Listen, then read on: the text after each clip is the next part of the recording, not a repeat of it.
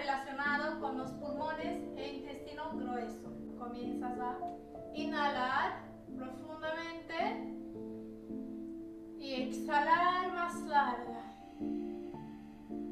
Vamos a estirar los brazos hacia adelante. ¿Cómo está? ¿Cómo reacciona su cuerpo? Pero lo más importante es cuidarnos día a día.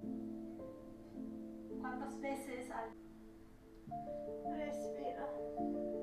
Si no llegas hacia tus tobillos, solamente flexionas aquí y tienes igual intención de estirar. Lo más importante es la intención.